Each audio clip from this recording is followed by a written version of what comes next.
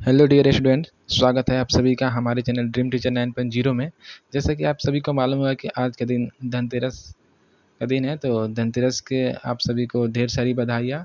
आपके घर लक्ष्मी का वास हो, यही कामना करूँगा मैं। और अगर आप चैनल पर न्यू हैं तो प्लीज़ चैनल को सब्सक्राइब कर लीजिएगा और बेल आइकन को ऑन कर लीजिएगा, ताकि यहाँ पर हमेशा आपको अपडेट मिलता रहे। और सीटेट के लिए अगर तैयारी यहाँ पर मतलब बेस्ट तरीके से कराया जाएगा, हर क्वेश्चन को मतलब एनालिसिस जो है डीपली कराया जाएगा।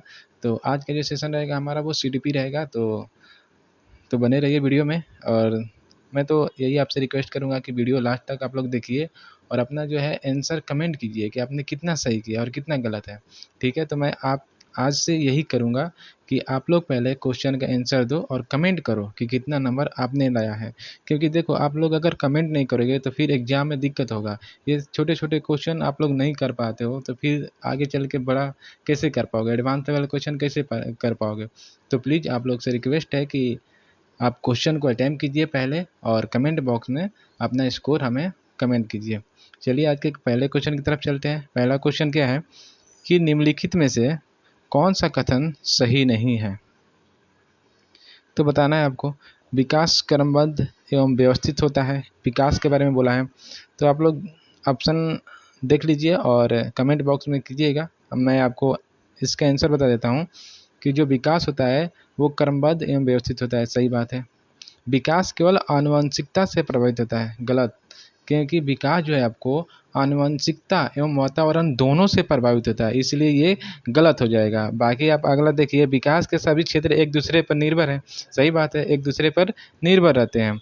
विकास की गति व्यक्तिगत होती है। हाँ, विकास की गति व्यक्तिगत होती है, तभी तो हमारे अंदर व्यक्तिगत भिन्नता पाई जाती है।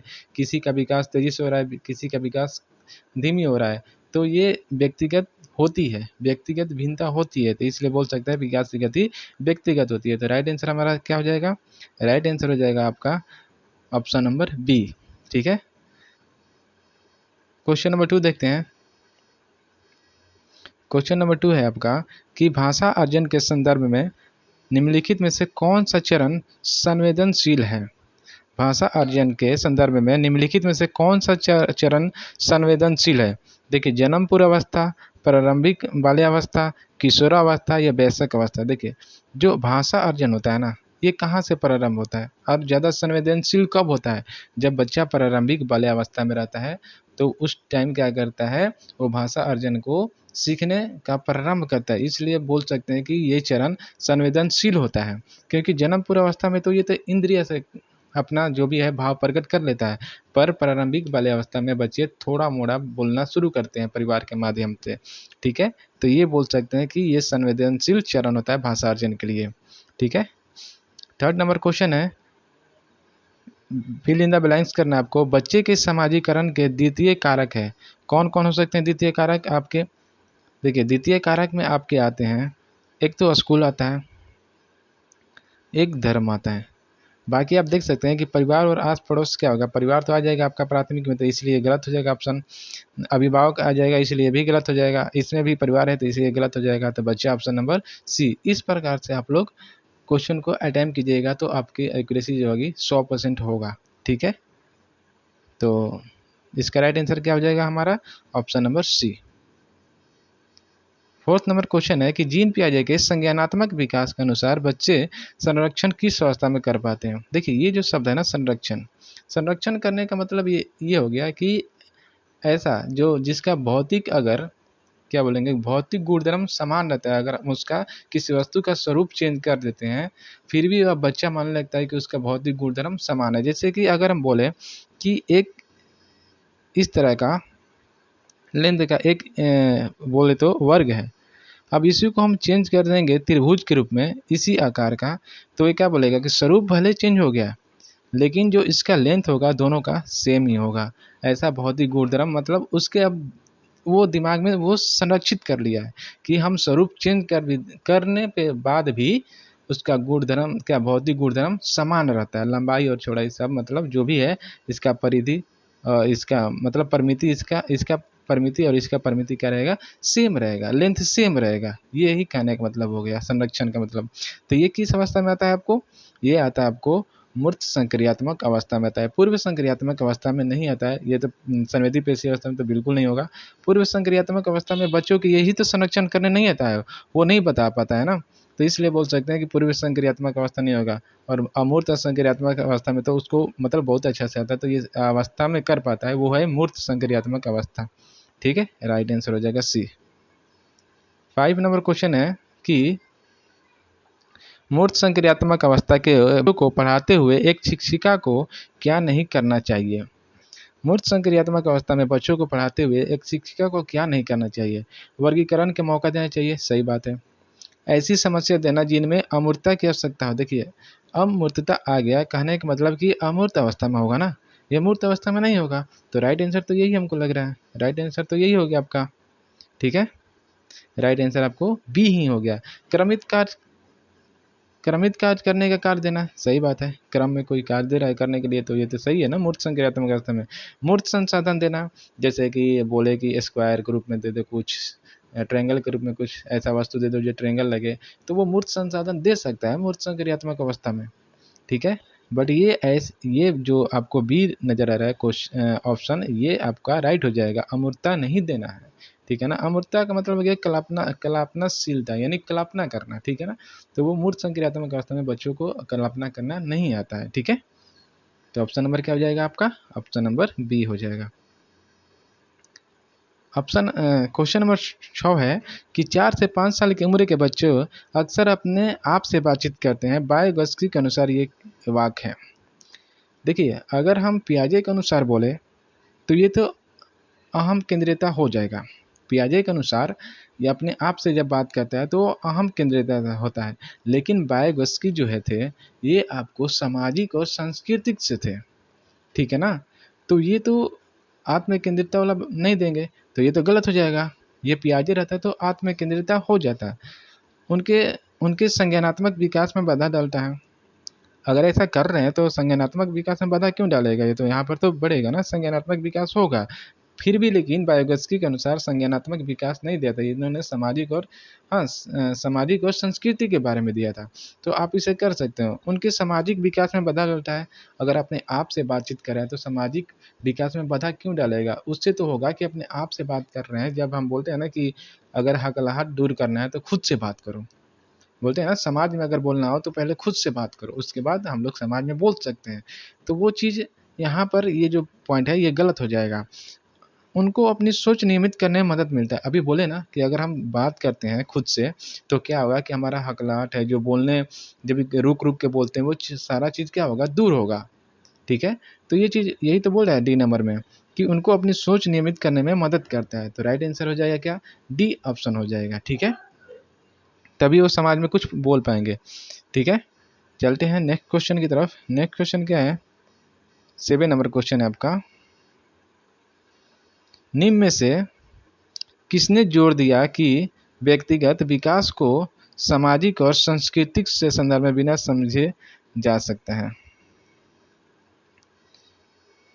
कहने का मतलब हो गया कि निम्न में से किसने जोर दिया था कि व्यक्तिगत विकास को सामाजिक और सांस्कृतिक के संदर्भ में बिना नहीं समझा जा सकता है। तो देखिए सामाजिक और सांस्कृतिक आ गया, तो ये किसने दिया था, लेव वैगोत्स्की ने दिया था। तो राइट आंसर तो हमारा यही हो जाएगा। जीन पियाजे ने संज्ञान के बारे में दिया था और लॉरेंस कोहलबर्ग ने नैतिकता के बारे में दिया था। तो राइट आंसर हमारा क्या हो जाएगा, लेव वैगोत्स्की हो जाएगा। ठीक है, इन्होंने सामाजिक और सांस्कृतिक संदर्भ में ही दिया था। ठीक है, आशा करता हूँ आप लोग सही अटेम्प्ट कर रहे होंगे क्वेश्चन को। 8 नंबर क्वेश्चन है आपका कि लॉरेंस कोहलबर्ग द्वारा प्रतिपादित नैतिक विकास के किस स्तर पर व्यक्ति यह तर्क देता है कि केवल समाज ही तय कर सकता है कि क्या सही है और क्या नहीं। देखिए लॉरेंस कोहलबर्ग ने नैतिकता के दिया था। नैतिकता का मतलब होता है कि क्या सही है क्या गलत है, इसके बीच में जो भी अंतर करना आ जाएगा वही वही नैतिकता होता है। ठीक है ना, तो ये बोल रहा है कि ऐसे नैतिकता विकास किस स्तर पर केवल समाज ही तय कर सकता है, केवल समाज के पास ही वैसा अधिकार है कि वही तर्क कर सकता है कि क्या गलत है और क्या सही है। तो देखिए आज्ञा पालन और दंड अविनाश, तो ये तो हम लोग भी कर सकते हैं ना, खुद अगर मेरा बच्चा है तो व्यक्तिगत होता है, ये तो व्यक्तिगत हो गया। अच्छा लड़का अच्छी लड़की अविनाश, ये भी व्यक्तिगत हो गया आपका, ठीक है, व्यक्तिगत कुछ हो गया, कुछ समाज से भी हो गया, तो ये भी आपको व्यक्तिगत हो गया। ऑप्शन नंबर डी जो है ये क्या है, सार्वभौमिक नैतिक सिद्धांत अविनाश। ये क्या होता है, देखिए सार्वभौमिक का मतलब हो गया कि हम वही करेंगे जो हमारे लिए अच्छा है, या फिर हम वही चीज़ करेंगे चाहे वो समाज के लिए गलत क्यों ना हो, लेकिन अगर हम लगता है कि वो करने से अगर हमारी जान बच जाएगी तो गलत काम भी हम करेंगे।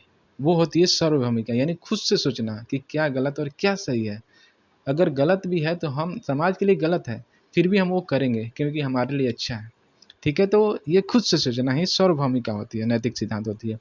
अधिकारिता एवं सामाजिक क्रम व्यवस्था बिना, ये आपके हो जाएगा राइट आंसर, क्योंकि यही समाज तय कर सकता है सामाजिक क्रम व्यवस्था, ठीक है। यहाँ आपसे लगा हुआ है सामाजिक क्रम व्यवस्था, तो ये जो होती है अविनाश होती है, यही तय करता है समाज केवल।